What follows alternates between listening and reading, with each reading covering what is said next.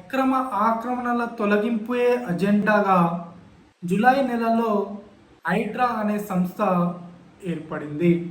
ఈ సంస్థను ఏర్పాటు చేసినప్పుడు పెద్దగా ఎక్స్పెక్టేషన్స్ ఎవరికి కూడా లేవు.